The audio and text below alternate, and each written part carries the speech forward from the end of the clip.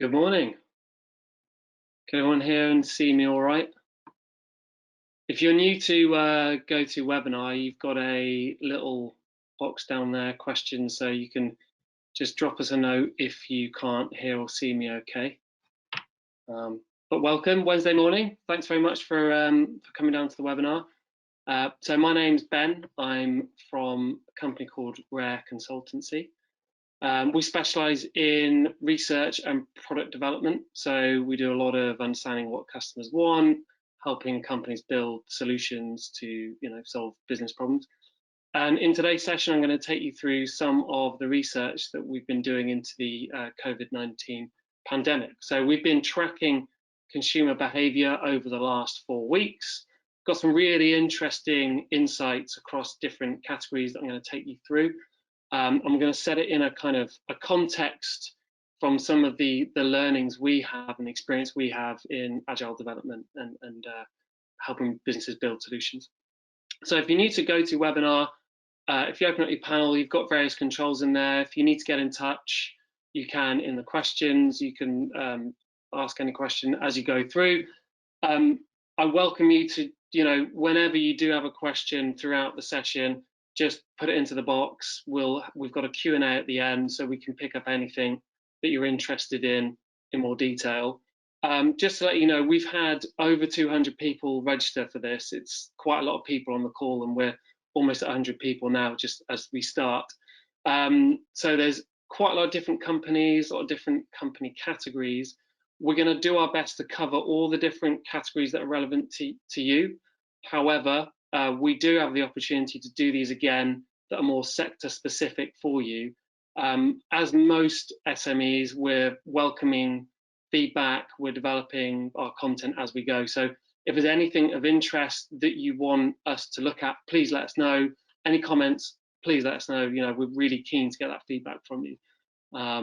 So I will crack on with the session. Hopefully you should be able to see the slides all right. So what you can expect from today. So I'm going to talk to you a little bit about the project that we've been doing. I'm going to go through some context to the problem as we're seeing it. And I'm going to run through some of the key themes that we're seeing in the research. I'll talk to you a little bit about some of the key things we're seeing in consumer behavior that we've found over the last few weeks. And we're going to have sector-specific deep dives in grocery, alcohol, retail, beauty, DIY, and exercise. So there's plenty of things that we're going to be looking at that will be of interest to you for sure. Any questions, please send them through as we go. In terms of what we're doing at Rare at the moment, there's 3 core bits of activity that we're doing to help businesses understand what's happening out there in the market. So we have our online consumer tracker survey, where we're surveying between 900 to 1,000 people per week to identify how their habits are changing, how their intention to engage in certain categories varies. So are they likely to do more or less of something on a particular week, to measure how they're feeling emotionally, and to measure what's their level of community spirit. So how connected do they feel to other people during this really difficult time? We're also, alongside this, doing a reputation tracker. So we're measuring how people feel about different businesses and how they've responded to the pandemic. There's obviously been quite a lot written about how some companies have responded positively and otherwise during this pandemic, and we've got some insights there. And alongside this, we've just launched a qualitative program where we're doing diary studies in households, where we're setting people with different tasks and asking them to tell us in a bit more detail what new habits are forming, how they're behaving, what sort of issues are they finding on a kind of ongoing basis, so that we can dive deeper into some of the patterns that we're seeing. All makes sense so far? Are you in the right place? You weren't expecting something else, I hope. Hopefully that's all good. Grand. So I will crack on. I think it's obviously, there isn't really any language to describe just how unique the experience we're all facing really is. I think the best way that I can kind of look at this is perhaps look at it in terms of how businesses are feeling and what the kind of issues that we're seeing. There's obviously a lot of support that has been offered to businesses in the last few months, and when you look at UK activity, it's at its lowest level than it has been for many, many years. And some of the support mechanisms, although the furlough support scheme is a really powerful scheme for a lot of companies, and as are the business loans, but a lot of businesses are struggling with the cash flow side of things and being able to keep up with it. So there's some research by the British Chamber of Commerce which showed that 60% of UK businesses don't have enough cash flow to last the next 3 months. So it's a real kind of fight and flight sort of situation. How do you respond as a business, and what do you do? And I think while some companies have been trying to work out how to communicate in the new kind of paradigm through distant remote tools like this, a lot of companies have been able to actually spin out new initiatives and be very much the forefront of people's minds. And this really is such an important moment that we're all in, because any of your business plans you had at the start of the year, forget them. It's all to play for, it's all change, and we have to adapt. We don't know how long this is going to be lasting for. So we all need to really think about how we can initiate things, or how we manage our businesses through this particular process. And that's where decentralized decision making, or giving people the autonomy is really important.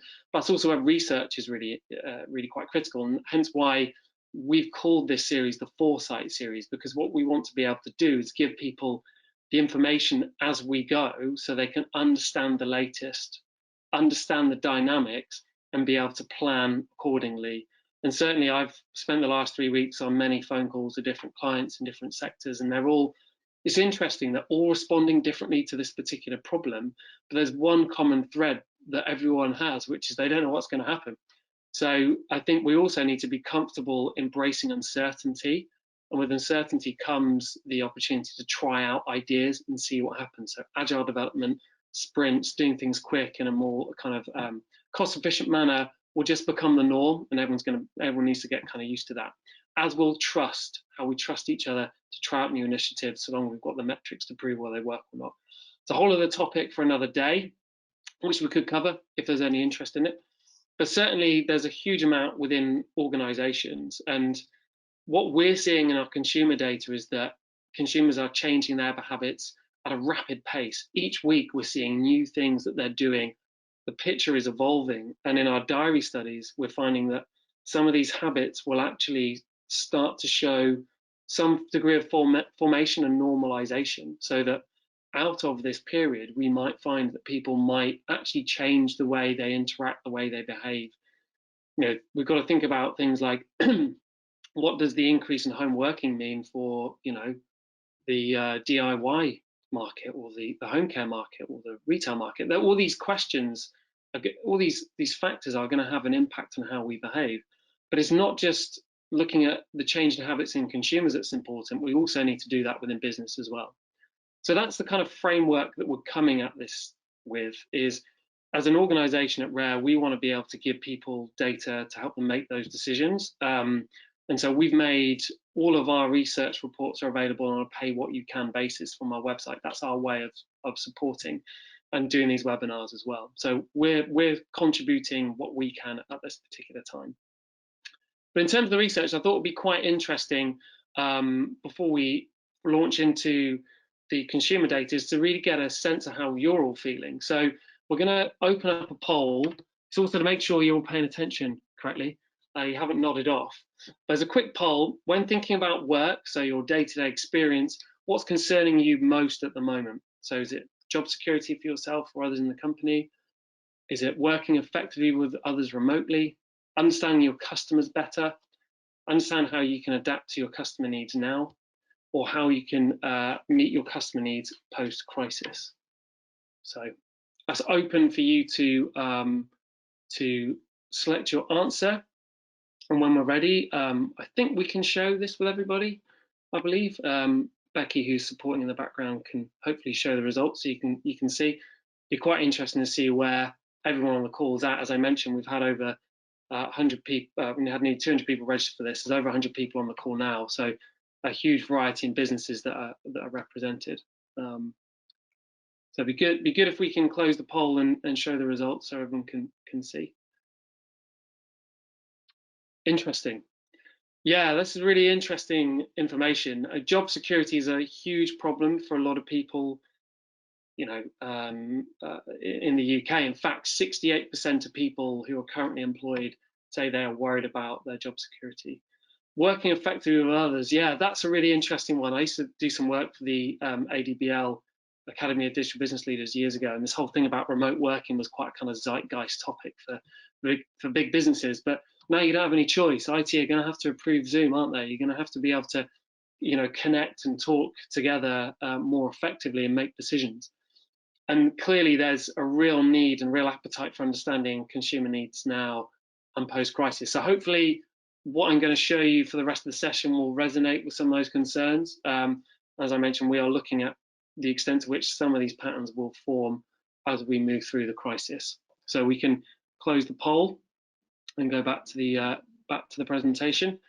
Thanks for that. It's really, really interesting. And I think what's curious to see this notion of, you know, concerns over job security is something that does also play into what we're seeing around the UK at the moment. So if you ask, we've been asking people how do they feel at this given point. So the last 3 weeks of the 5 weeks we've been collecting data, we've been tracking how people feel emotionally, and the overriding sentiment is one of worry. So at the moment, 54% of people in the UK feel worried about it.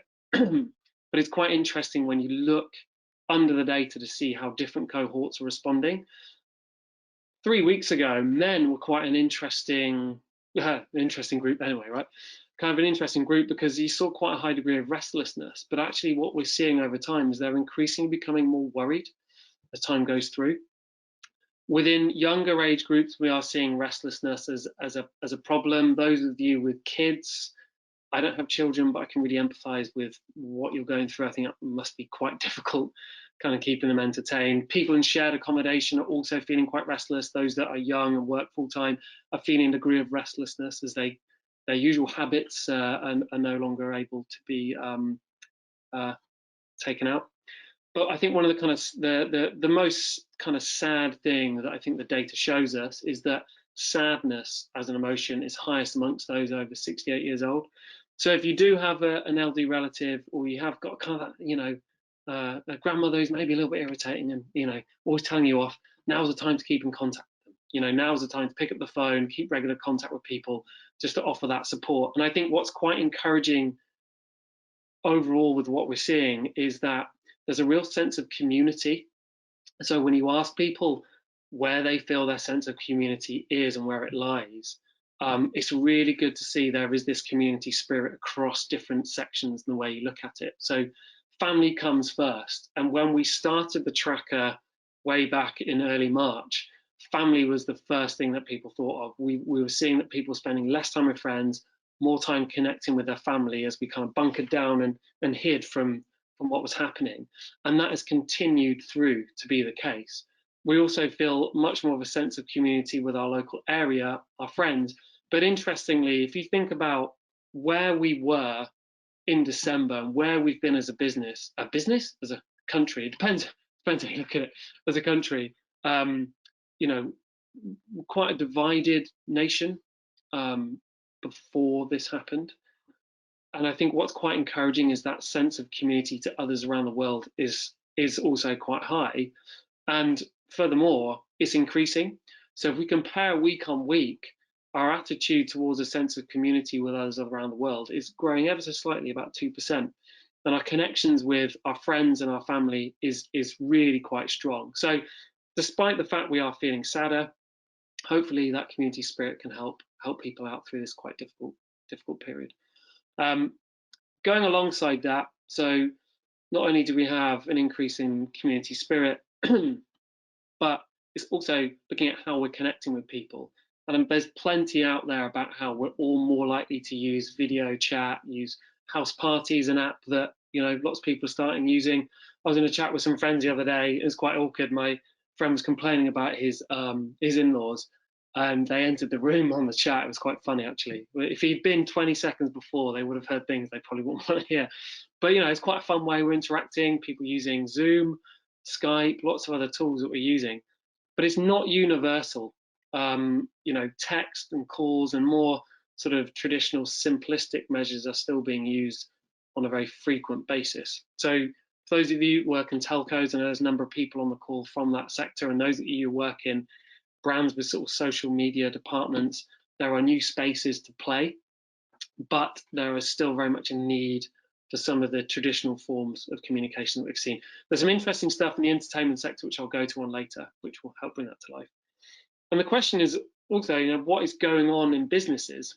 And we're seeing quite a kind of split with how businesses are behaving. If you ask people who are full-time employed, you don't ask businesses, you ask people who work there and ask them, how is your business responding to the pandemic? You get a real mix. So you find around 1 in 5 people say, my business hasn't changed for the coronavirus pandemic, which is a concern, but they're not really doing anything about it.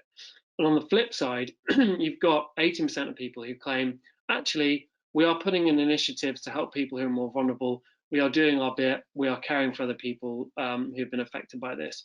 So there's a real sort of dichotomy in terms of how businesses are responding whilst they reconcile short-term revenue issues with long-term strategies, and hopefully now the various government schemes are put in place and there's some clarity about how those schemes could work, we will see some better patterns of behavior that exist.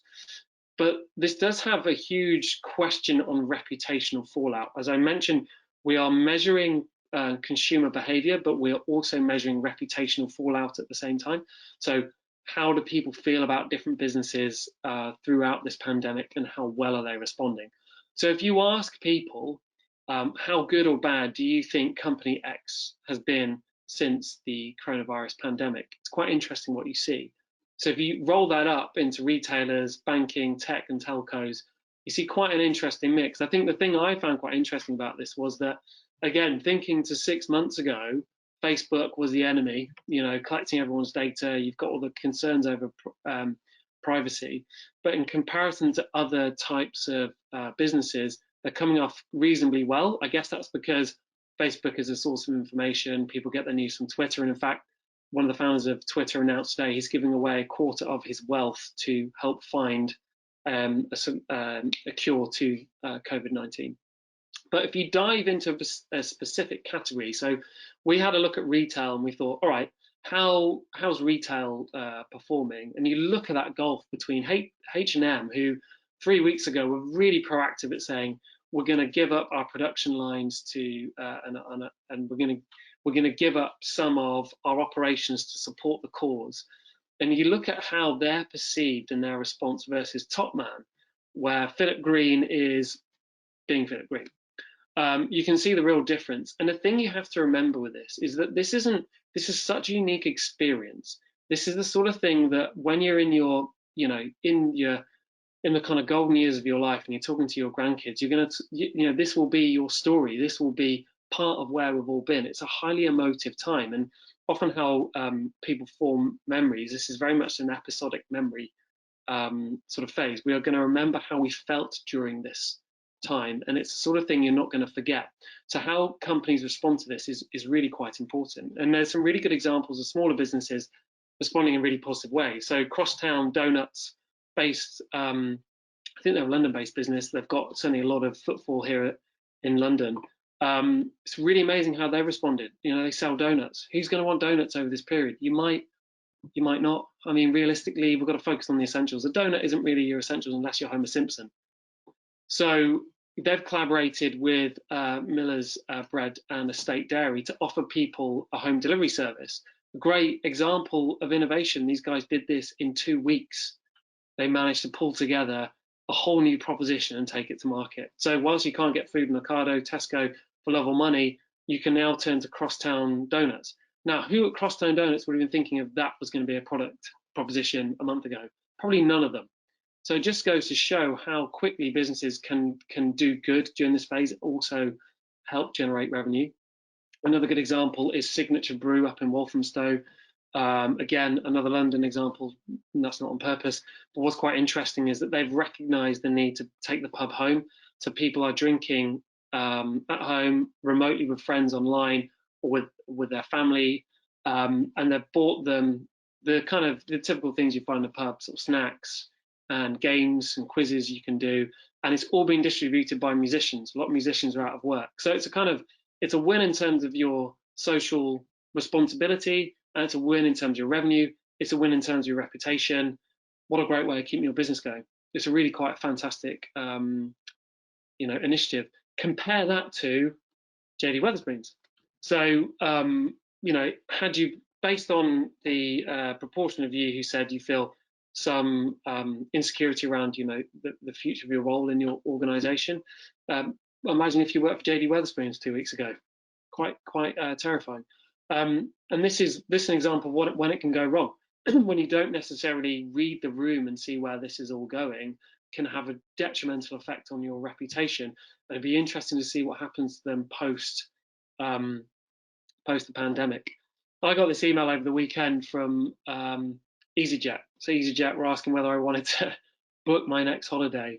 The answer to that is very simple: no, because I don't know when the next holiday is going to be. This is a really good example of a company that's, again, not necessarily reading the room. It's not necessarily responding or communicating in a particularly empathetic way. If we think about the levels of anxiety we have in the UK, this is shooting in the wrong direction.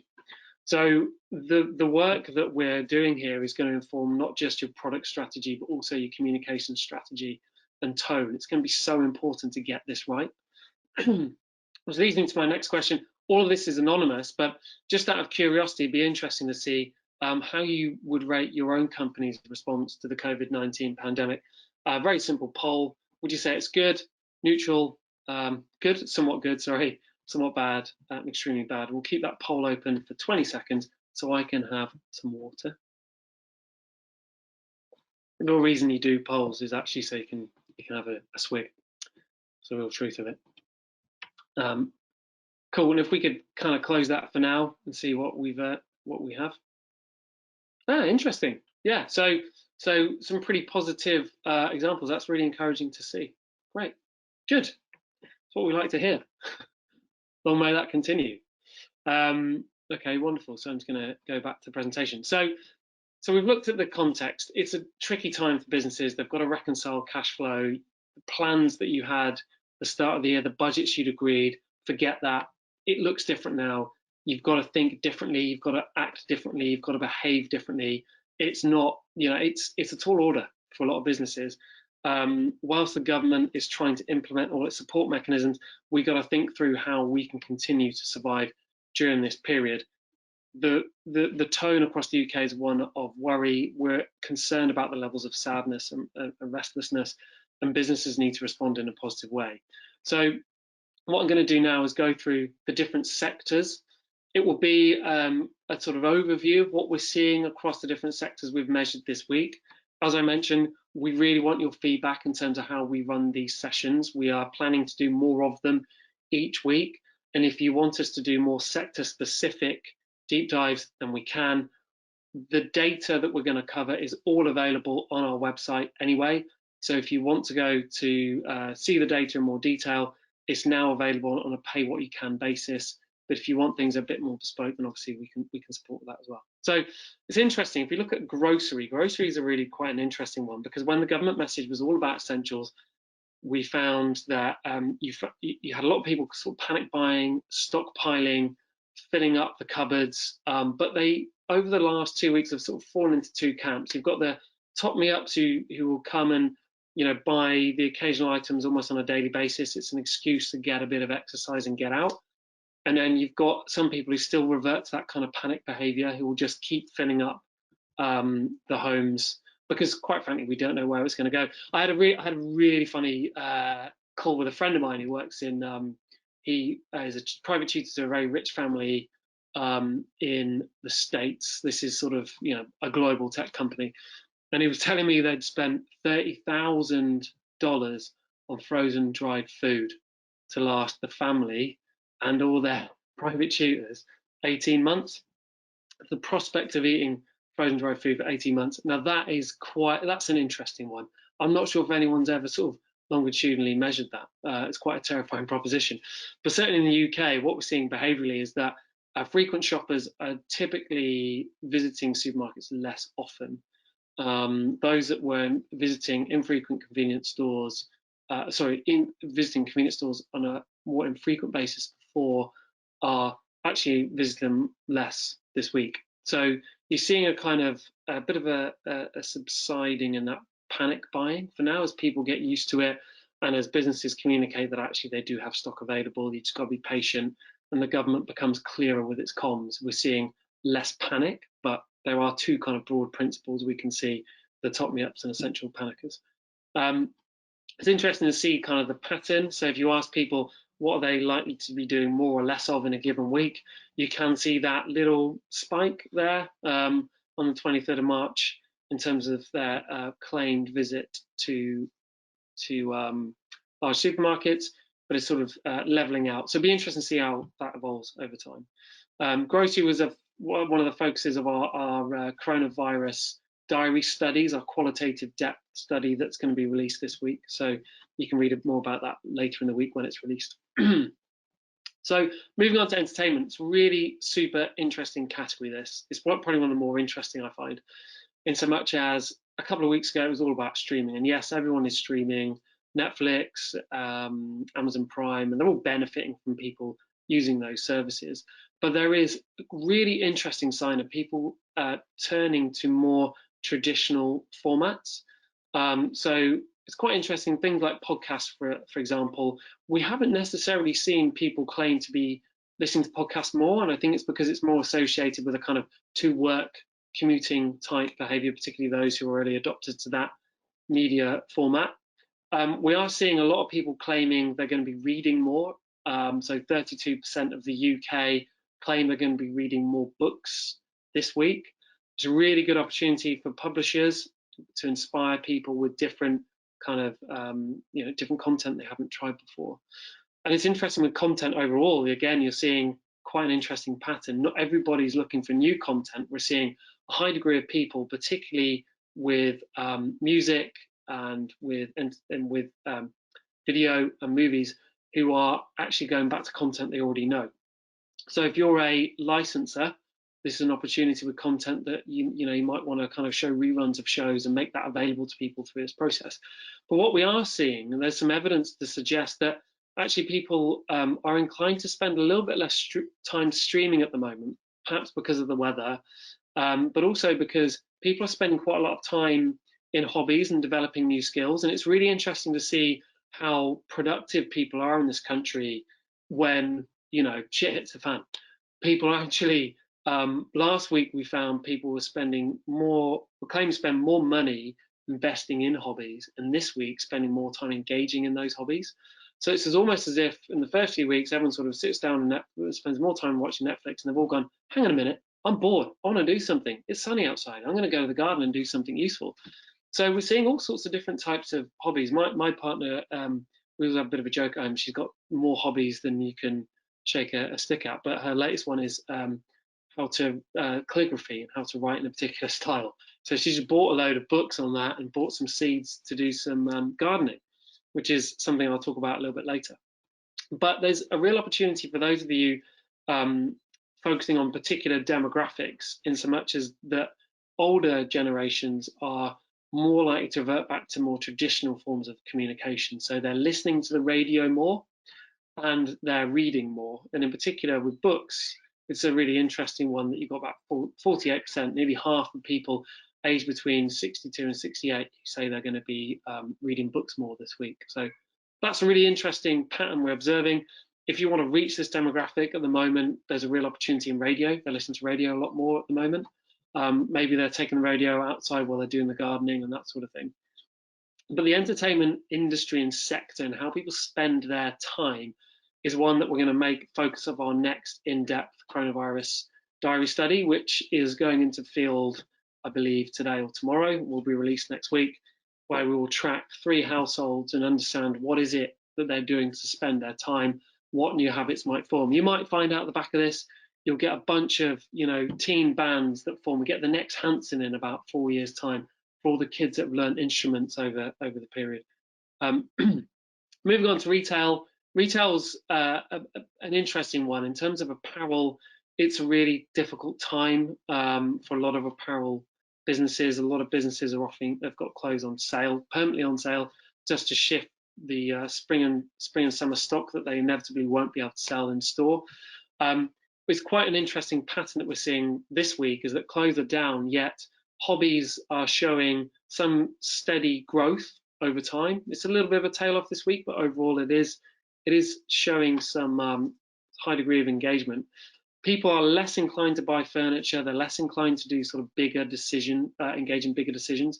But interestingly, they're spending more time in sort of home management. So if you look at the level to which people claim they will spend more time in the garden, you can see over time that's growing, and that's, sun's out, people more inclined to go out and maybe get their fingers green, maybe grow some vegetables, and that's a real sort of sign, I think, psychologically, of where we're at as well. We're very much focusing in our households on the essentials, our close friends, our family.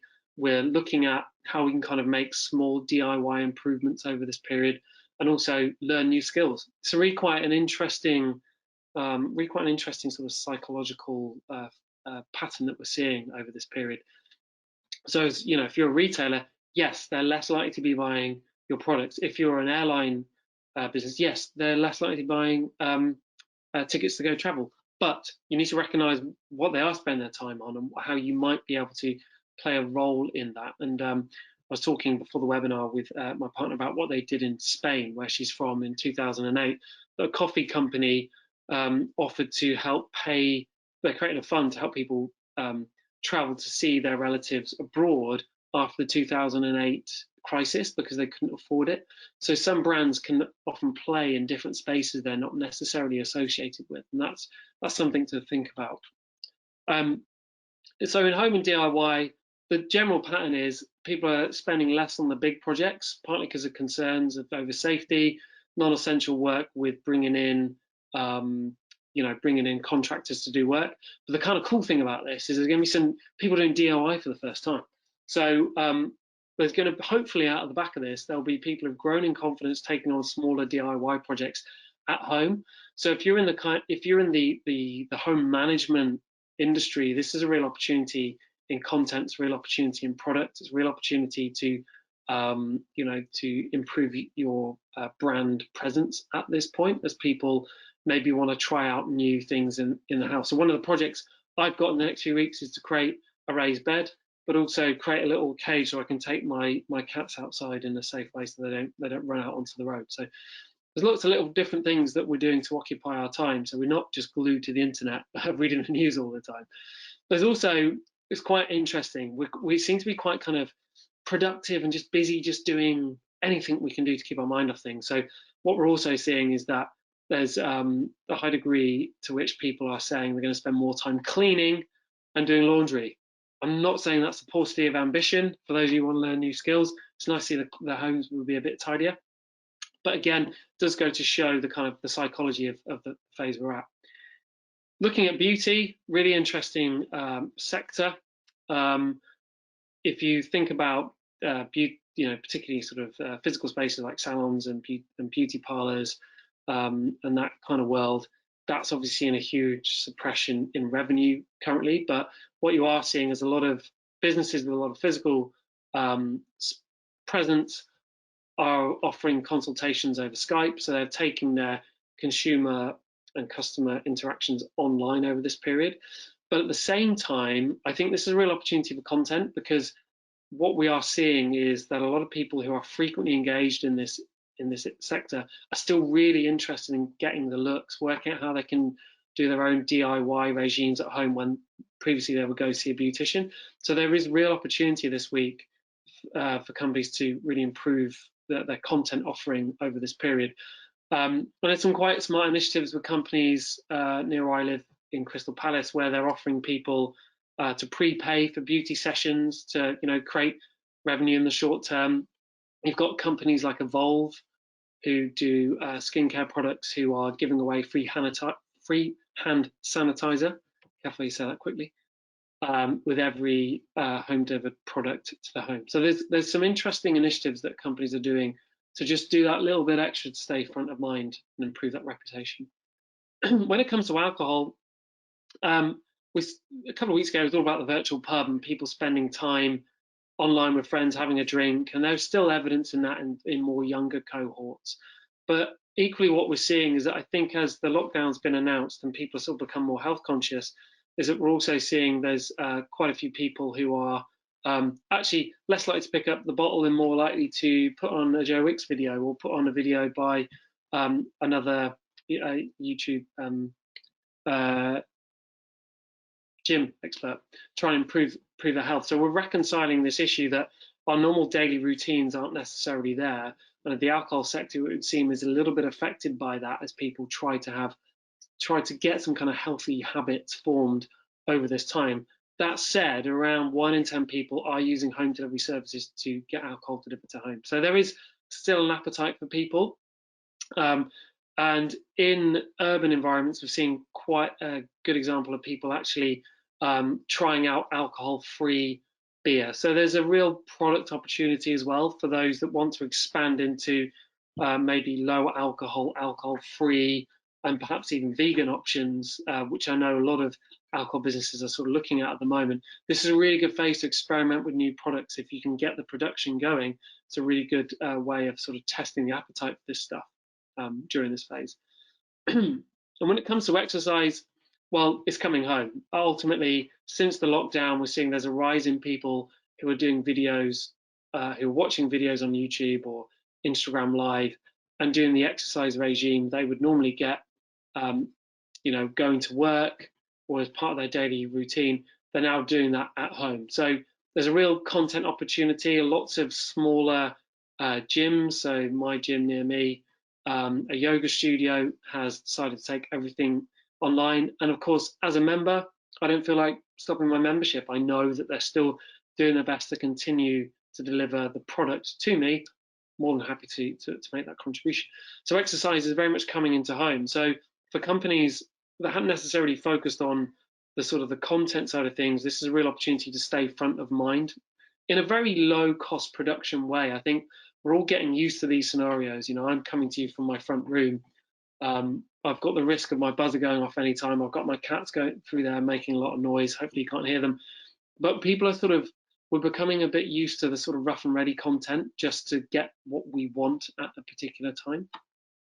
It doesn't always have to be polished. And obviously, Joe Wicks has done nothing but to further endear himself towards, parents. His guitar, by the way, his guitar is a different color on that wall every day. And it looks like it hasn't been touched. That's my only gripe. Although I think I've just realized that it kind of matches his t-shirt. I've not actually spotted that. But obviously, he's someone who's been very successful over this period. You've got Rebel Gym, who are now offering 3 free classes a day to people. So it's a really, really quite a powerful thing that they've done. You've got Lady Gaga, who's collaborated with the World Health Organization to bring a huge global concert in a couple of weeks' time with loads of different artists getting involved. You've got Preston Arsment, who's very much in the YouTube community, and he's creating lots of content in the gaming world for that community. He's hiring more people, interestingly enough. And I think one I found quite interesting is this by a junior doctor called Dr. Ed Hope, who's bringing very much an insight from the front line of the NHS. So what's going on behind the scenes at the NHS. And it's very simple to camera. He films it at home, just a very simple vlog each day, giving us some insight in terms of how it's going. So I think this is an opportunity for a lot of companies, those of you that work with production companies, this is an opportunity to, explore ways that you can still create content and keep front of mind.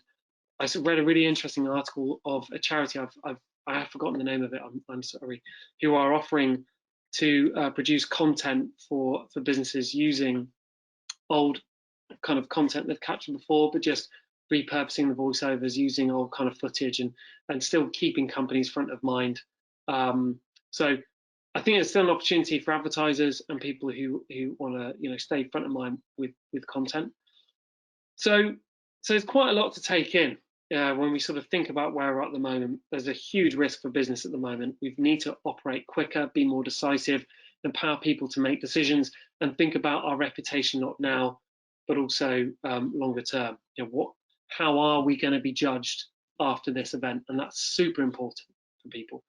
There's different ways that you can get involved with this, the project that we're doing. So obviously we've got the coronavirus tracker. So it's a 30-page PDF we upload onto our website every Tuesday on a pay what you can basis. That is our way as a business to help people who just want something off the shelf to know what's happening. That's our way of contributing to our clients and the community that we support. So that's our commitment. So it genuinely is a pay what you can. So go there and have a little look. We've also got the data tables, so you can look at the data in more detail. There's over 1,500 metrics in there, plenty to get into. So if you want to get your teeth into any of the sectors we looked at in more detail, it's all there for you to have a look at. We can do more bespoke projects, so we're exploring a B2B. We've got companies asking us about B2B tracking and various other things at the moment that we're also looking at. So if you've got something more bespoke or want to add your own questions, you can. We're also launching our coronavirus diary studies this week. So that's where we do a deep dive into different households and see how they're responding and what new habits are forming. So that's also something you can get involved with. Give us your ideas. What would you like us to cover? And then we've also got our reputation tracker. So that's where we are measuring different businesses and how they're perceived throughout this period. And in terms of these webinars, hopefully this has been of use to you, and it'd be really great to get your feedback. So there's just one last poll from us before we open up a Q&A, which is, what would you like for us to cover in these Foresight series? And you've got 4 options there. So we have the opportunity to go deeper into different sectors each week. We're capturing 8 sectors currently. We can do those as one-offs each time. So we can also just do general updates on this research. But we've also got experts in our team from behavioural science, anthropology, innovation, product development that we can also bring into these sessions to give a different flavour to what you could also be thinking at as an organisation. So there's the poll. So it'd be great to just capture that. In the meantime, so we'll throw it open to questions and answers shortly. So there's still over 100 of you left on the call, so I'm sure there's plenty of questions that have come through. So I've got one here.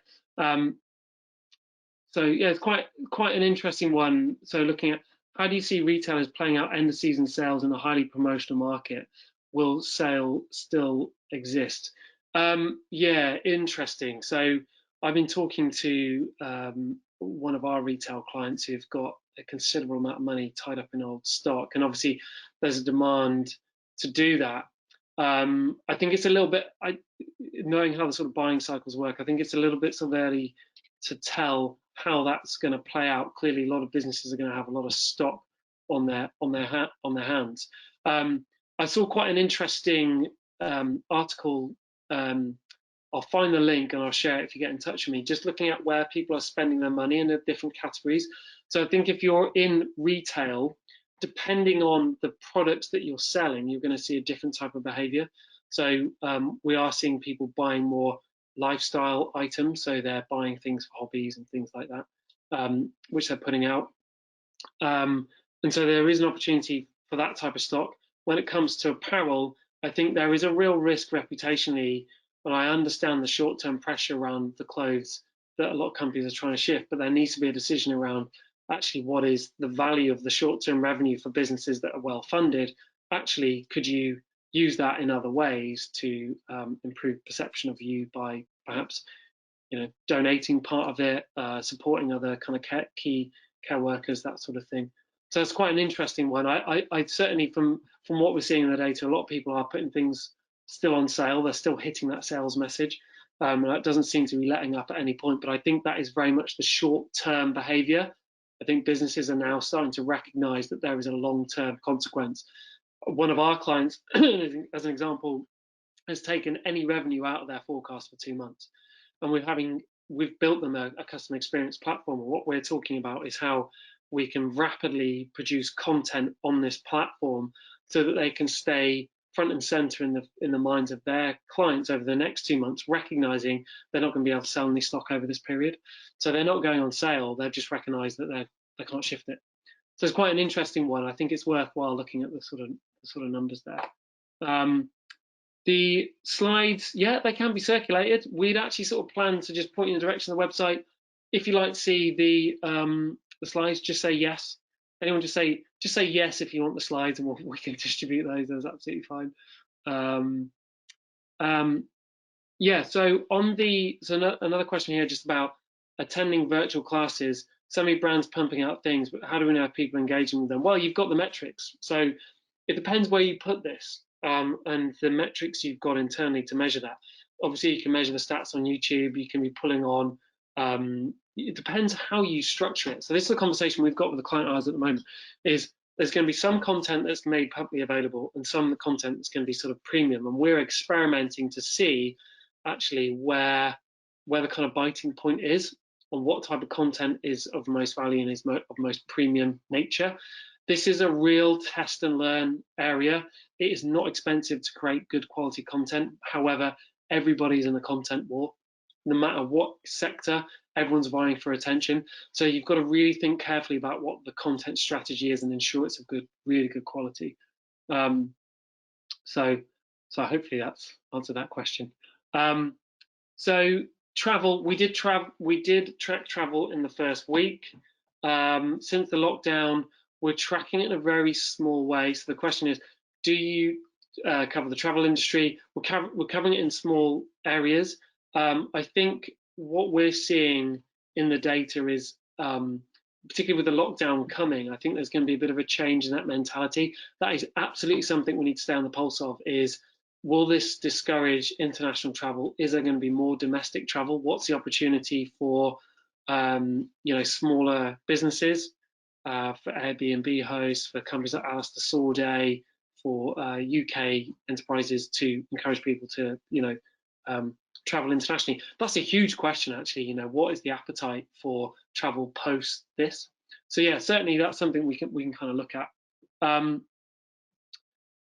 So here's a question. The longer people are kept at lockdown, saving money on commuting, entertainment, physical shopping, etc., how do you see consumer habits changing? That's something I think needs to be tracked on an ongoing basis, because what we have seen essentially is a huge shock to the system over the last 3 weeks. It's like the drawbridges come up, shutters have come down, everything has changed. But looking through the sentiment that we're seeing, I think there's a lot in conscientious consumerism. I think that we will remember this, people will remember this phase as being one where it's highly emotional, with a high degree of anxiety, and the way that we formulate memories, episodic memories, that has a huge role to play in that. It's a bit like when Princess Diana died. Everyone remembers where they were.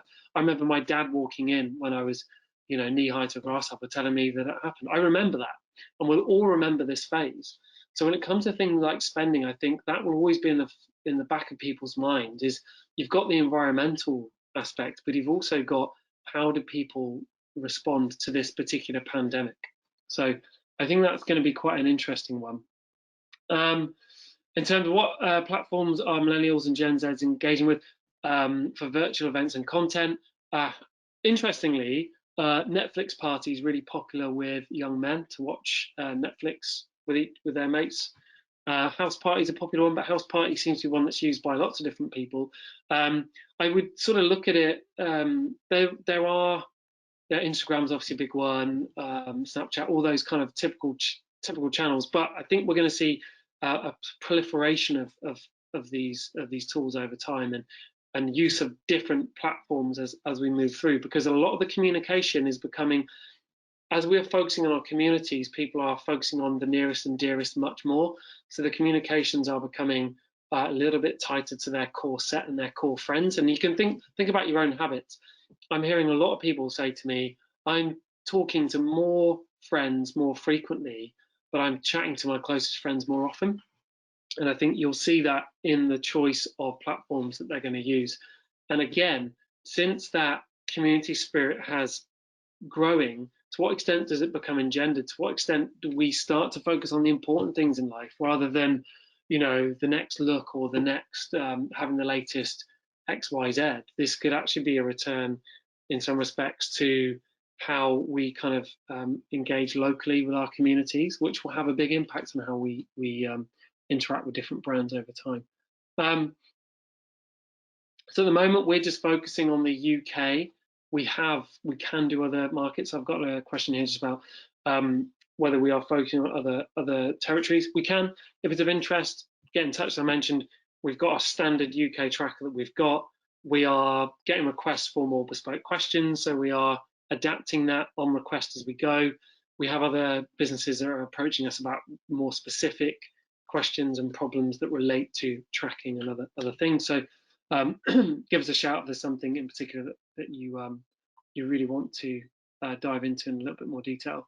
The charity sector, so are you tracking charity sector and the reputation of different charities?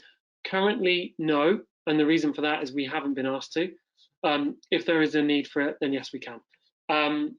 That's absolutely possible. I think particularly now people have kind of focused down on the essentials, and businesses are becoming clearer on whether they're going to keep staff or they're going to be furloughed, etc. Then I think there's going to be probably more opportunity in an environment that is becoming more conscientious about how people feel.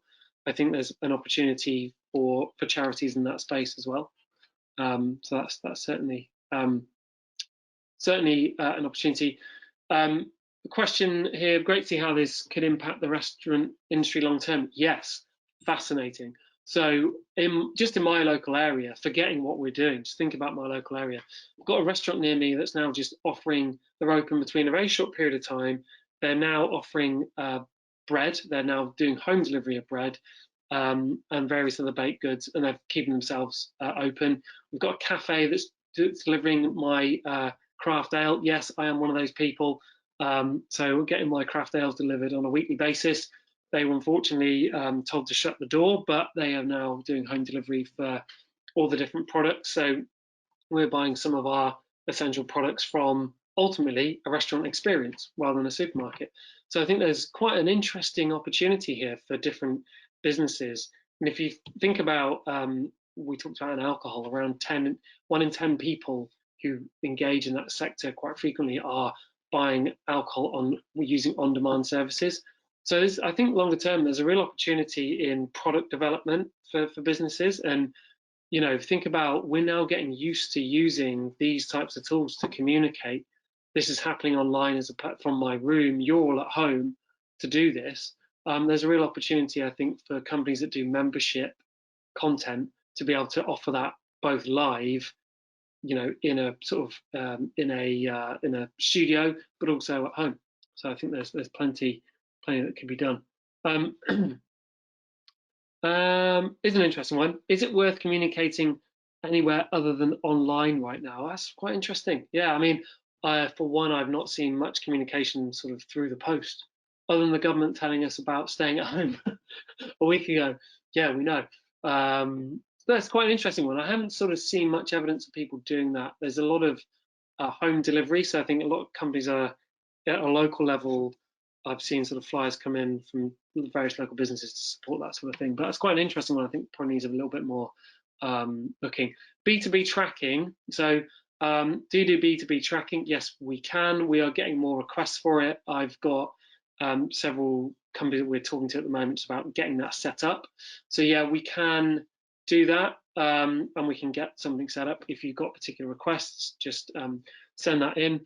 We focused on the consumer side of it, but as a business, we're really agile, so we can get different sort of things set up if people want it. That's relatively straightforward. Just a question: do you see, and just say in the chat box, do you see yourself coming to one of these sessions again with the same? It'd be great to just know if you can just sort of hammer into the questions box there, just whether you would be willing to attend one of these sessions again. That'd be of great use. In any sort of detail. We're considering doing them on a pay what you can basis in the future, so it'd be good to know whether you'd be willing. You know, we'll keep these things fairly low cost. Again, obviously costs quite a bit for us to produce this content for the community, but it's our way of contributing and helping. So any sort of contribution is always great, but no pressure if not. any kind of last questions, if you want to fire them through. I've done my best to answer as many as I can. Are there any metrics to look at out of home metering versus delivery? Something we tracked in our first week. We can spin that up again now to sort of see if you would. Then absolutely we can do that. Anything on the luxury market? That's an interesting one. We're actually doing a bit of work in luxury anyway. It's a sector we work in. Fascinating industry. Yes, I think in luxury it's going to be quite an interesting one as people move to that more kind of community attitude. We've got some research coming out shortly on that. So if you've got any kind of questions or anything bespoke, then yeah, we can come back and address that in a little bit more detail. I'm wary that I'm waffling and it's getting nearer to the end of the session. So there's sort of only a few more minutes left. I'm just going to go through any of the questions.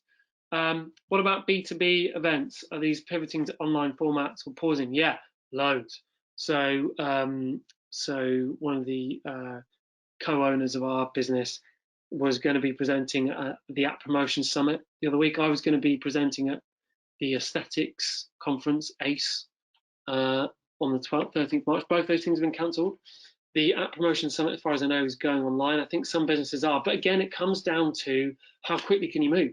So many businesses are spending their time, pondering and thinking about it, and sort of planning things in spreadsheets rather than just doing it and getting on with it. I'm hearing evidence from some of our more blue chip clients that they've just started to launch global content and they are running sessions online. They've been successful, but there is a real sort of problem, I think, with attention. So you're going to everyone is vying for each other's time. You're doing it with your clients. We're doing it with you, like everybody else will be. But it's really going to be about keeping it kind of quality. And I think it's great to do things online if you can, but you've got to make sure the content is worthwhile and that you sort of don't trip up in trying to get something out there. I certainly think agile is the way to do it. Getting something sprung up, but make sure the content's good, it's purposeful, and you can always go through a kind of content planning matrix. There's some really useful tips on Smart Insights, which is a website you can get just to plan that content out. But yeah, there's lots of B2B events still happening as far as I can see, so that's certainly one that's happening. There's loads of other questions, and there's still nearly 100 of you left on the line, so if there's any others, we'll try our best to answer them all on email today. We'll send around a follow-up with the how you can get involved with a tracker, so that's available on a pay what you can basis.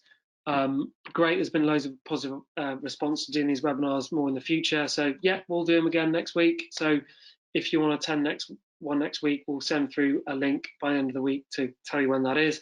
If you want us to cover more sector-specific things, then we can obviously do that. And any kind of questions and whatnot, then please let me know. But thank you for attending. Thank you for all staying on the line to the very end. Great.